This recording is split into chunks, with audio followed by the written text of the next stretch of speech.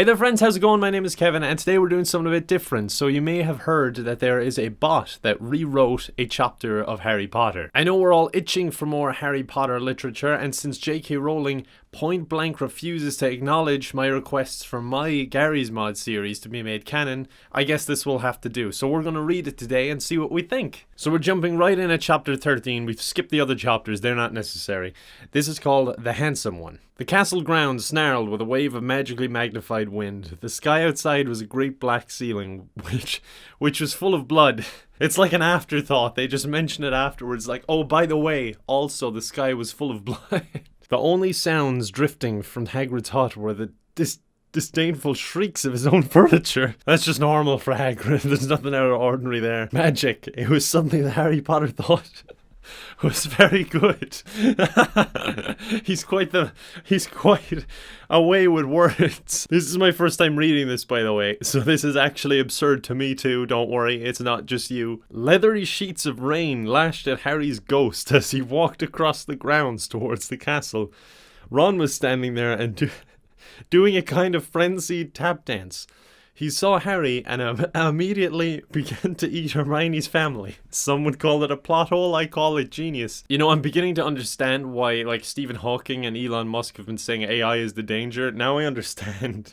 Like, this is what it goes to immediately. It reads a nice wholesome book like Harry Potter. It's like, oh, that child should eat the other's family. Ron's Ron shirt was just as bad as Ron himself.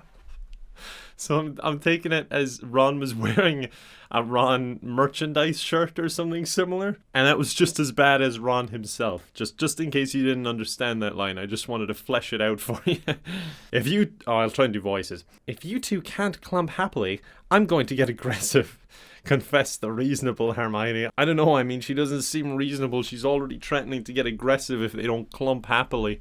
And I very rarely clump happily, to be honest. It's difficult to clump and be happy. It's just one of those things. I mean, this book is deep, man. It's really making me think. Thinking about clump. I don't know what clump means. What? What about Ron magic, offered Ron? It's like you're facing Voldemort and you just can't beat him and he's off the sidelines like, have you tried Ron magic? No, Ron magic is never helpful. Ever. To Harry, Ron was a loud, slow and soft bird. Harry did not like to think about birds. Death Eaters are on top of the castle, Ron bleated, quivering. Ron was going to be spiders. He just was. Oh my god, it's amazing. It's just... You couldn't even make this up. I've written bad stories, like intentionally bad stories, and they are nowhere near as good as this. Maybe I'll read you one sometime. I've done them before, but who knows? We could do a dramatic reading of that. He wasn't proud of that, but it was going to be hard to not have spiders all over his body after all is said and done. I mean, it's true. It's. I can't see any other way the story could go right now. Look, said Hermione, obviously there are loads of Death Eaters in the castle. Let's listen in on their meetings. The three complete friends zapped onto the landing outside the door to the castle roof. They almost legged it, but witches are not climbing.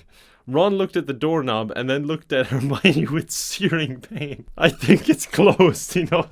Oh, I need the whole book. I could read the whole book like this. Locked, said Mr. Staircase, the shabby-robed ghost. They looked at the door, screaming about how closed it was, and asking it to be replaced with a small orb. The password was Beef Woman, Hermione said. Or sorry, Hermione cried. Yeah, I mean, you gotta really urgently tell everyone that information. I mean, it's important that everyone know that the password is in fact Beef Woman. The problem is, now that I've said that, I've got to go change the password to my YouTube account, and my email, and my PayPal, and all of my banking passwords.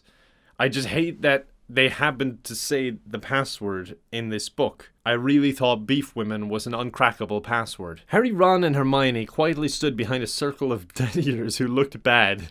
Jeez, that's a bit petty, isn't it? Come on, AI, you're better than this. There's no need to insult them like that. You could just say they were there. You didn't need to comment on their appearance. They can't help it. I think it's okay if you like me, said one of the Death Eaters. Just that subtle hint, like, Harry, I know I'm a Death Eater. We're on different paths of life here.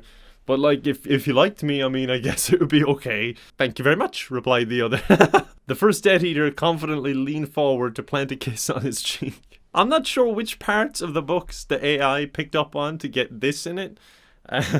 Like, I mean, when you say, the password is beef women, I mean, you could say, okay, I don't know where they got beef women, but they were talking about the password to the common room. Okay, I can see the link, but I don't get where the hitting on Death Eaters came from, to be honest. Oh, well done, said the second. The best response to getting a kiss is saying, oh, well done. That was nice, I enjoyed it. Oh, well done, said the second as his friend stepped back again. All the other Death Eaters clapped politely. They're not a bad bunch. They get a bad rap in the non-canon J.K. Rowling Harry Potter books. Then they all took a few minutes to go over the plan to get rid of Harry's magic. I mean, it's not a bad plan. If he's no magic, he's not much of a threat. Harry could... It's just so bizarre. It's hard to read it. Harry could tell that Voldemort was standing right behind him. He felt a great overreaction. Harry tore his eyes from his head and threw them into the forest. If I can't see him, he can't see me. Oh god, this is amazing. This is just brilliant. I love it. It's probably my favourite Harry Potter book. I'm not even lying. Voldemort raised his eyebrows at Harry, who could not see anything at the moment. Yeah, that's because just one sentence ago, he threw his eyeballs in the forest. Voldemort, you're a very bad and mean wizard. Harry, you need to calm down. Alright, there's no need to get that aggressive. There's no need for insults. He just wants to take away your magic, okay? It's just his job. Don't get mad at him. Oh, and he said that savagely as well, by the way, just so you know. Savagely! Hermione nodded encouragingly. The tall Death Eater was wearing a shirt that said, Hermione has forgotten how to dance. So Hermione dipped his face in mud. That is warranted, to be fair. To be honest, it was frankly rude.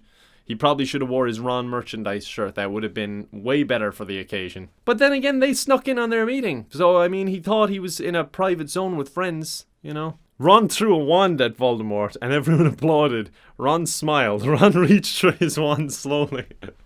So he threw it at him for no reason, and then awkwardly went over to pick it up again. Seems something Ron would do. That, my friends, is Ron magic. Ron's the handsome one, muttered Harry, as he reluctantly reached for his. That just kind of leaves it up in the air. That's kind of a cliffhanger for now. He reached for his, but what could it have been? I'm voting for his eyeballs that are out in the forest at the moment. They cast a spell or two, and jets of green light shot out of the Death Eaters' heads. Ron flinched. What a scaredy cat. I wouldn't do that if green shot out of someone's head. I just accept it, you know, for what it is. I'm pretty badass, alright? I wouldn't react. I'd be fine. Not so handsome now, thought Harry, as he dipped Hermione in hot sauce. She needed a bit of flavour in this story, to be honest. She's not really adding much. The Death Eaters were dead now, for some reason, I don't know. And Harry was hungrier than he had ever been. Well, he just dipped her in hot sauce, so I guess I can see where this is going. I feel like we missed a bit of that story, like... It was kind of ramping up. There was a beginning, a middle, and it was kind of missing the end. It was just like, they are dead. That was it. Didn't want to explain how. Then again, if that's my problem with this story, I think I'm looking in the wrong place. The Great Hall was filled with incredible moaning chandeliers and a large librarian who had decorated the sinks with books about masonry. To be fair, it's something a librarian would do. Those pesky librarians are always doing that shit. Mountains of mice exploded. Several long pumpkins fell out of McGonagall. Dumbledore's hair scooted next to Hermione as Dumbledore arrived at school. That's fair. I'm gonna allow it. The pig of Hufflepuff pulsed like a large bullfrog. Dumbledore smiled at it and placed his hand on its head. You are Hagrid now. Also, this is like a prequel. This is how Hagrid came to be. It's interesting, I must say. I'm intrigued. We're the only people who matter. He's never going to get rid of us, Harry, Hermione, and Ron said in chorus. To be fair, I can kind of see where they got that opinion of themselves. There's a lot of focus on them all the time. I feel like their ego is just inflating. Especially Ron and his fucking Ron magic. The floor of the castle seemed like a large pile of magic. The Dursleys had never been to the castle, and they were not about to come there in Harry Potter and the Portrait of what looked like a large pile of ash. Harry looked around and then fell down the spiral staircase for the rest of the summer. God, it's gonna be a long holiday. Yeah, I'm Harry Potter, Harry began yelling. The Dark Arts better be worried, oh boy. I feel like I need some time to recover after that. I need some... just processing time to digest that story and really understand what it was all about. But God, am I terrified of AI now. Like, why would AI want Ron to eat another child's family. I don't understand. And then the strange part is she ends up marrying him, so I guess she liked it. There you go, folks. You like someone? Eat their family. Alright, folks, I hope you enjoyed this dramatic reading. I know it was a bit of a different video, but I hope you enjoyed it. I just saw it popping up and I was like, I think this would do well in a video. I think just the fact that we've done so much Harry Potter stuff on it and just how hilarious the first 2 or 3 lines seemed, I was like, I have to read this on a video. So I really hope you enjoyed. If you did, I'd appreciate a like. And other than that, I will see you next time. Bye bye. The dark arts better be worried. Oh boy! Shout out to Patreon supporters Daniel Gallen, Daniel O'Neill, Michael David Rose, Andrew Urbancheck, Matthew Ross, Ethan McCarter, Brooke and Louise, Callum Christine, Nathan Norlam, Nadine Kamel, Mr. Ozzy, Jack Sheath, Conlit, Jack Dolan, Liam McTaggart, Noah Marr, Nancy Kirk, Becca Plinderleth, Caelan Valencia, Ralph Sperry, Connor Bobonner, Leo Marquina, Peter Daly, Herbie, Caffrey Guy, Nanaconda Kiwi, Stuart Stephen and Winterly Barsley. Thank you so much, guys.